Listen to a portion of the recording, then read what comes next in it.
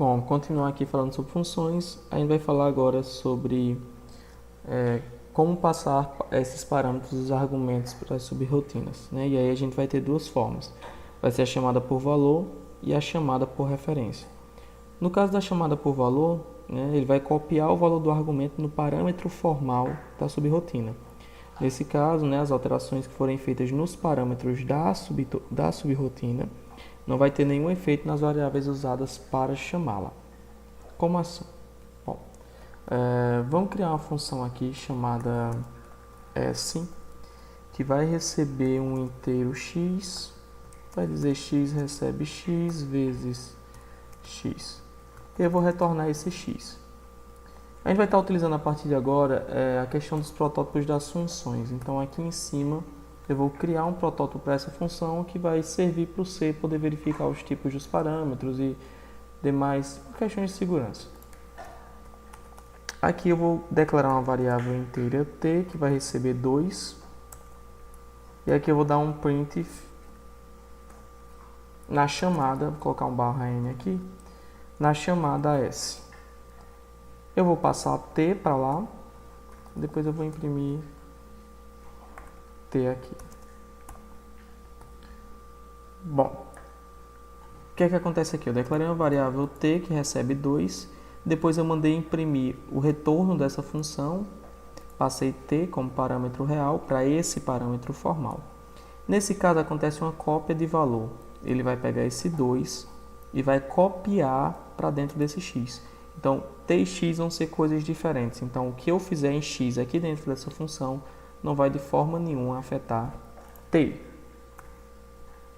Vejam que a função retornou 4, porque realmente ele fez 2 vezes 2, só que t continua sendo 2. Então, isso é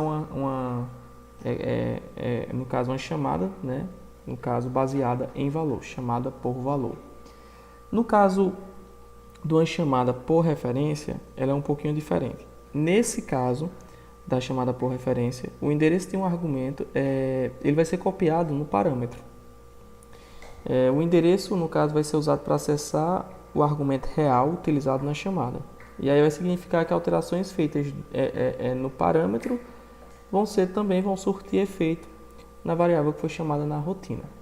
Então, se utilizasse uma chamada por referência, a gente iria passar o endereço de t para x nesse caso teria que ser um ponteiro. Vamos tentar fazer aqui. No caso, vamos declarar aqui em cima, né, no protótipo da função, vamos declarar aqui embaixo também. Bom, como eu estou utilizando um ponteiro, agora eu quero alterar o valor que vai estar para onde ele aponta, então eu vou ter que utilizar aqui. Aqui também eu vou ter que utilizar, né, o operador unário, vou fazer dessa forma para que a gente não se confunda, né? Eu vou multiplicar o valor que vai estar para onde esse ponteiro aponta. O retorno eu vou retornar também o valor para onde esse ponteiro aponta. Agora aqui eu não vou mais poder passar t, né, porque não é mais por valor, agora é por referência, então eu vou passar a referência de t.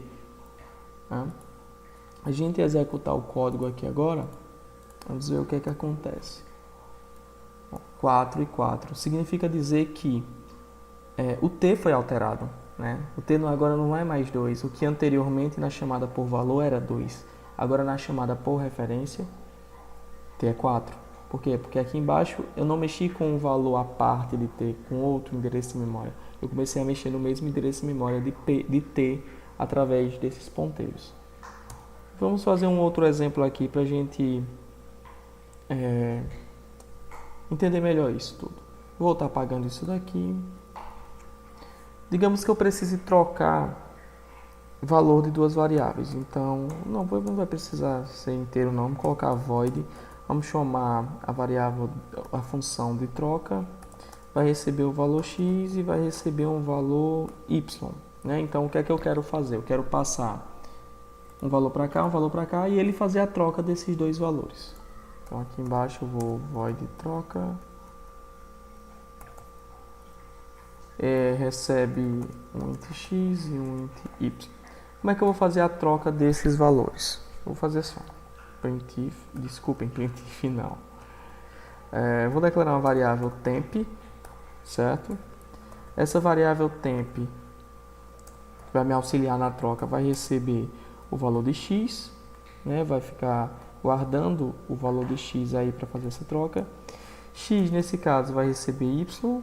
Por fim, y vai receber temp, né? Não pode mais receber x, porque x vai ter o valor de y.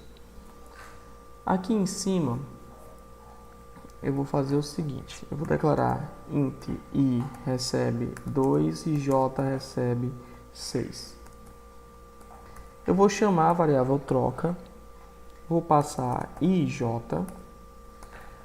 E eu vou mandar imprimir depois os dois valores, i e j.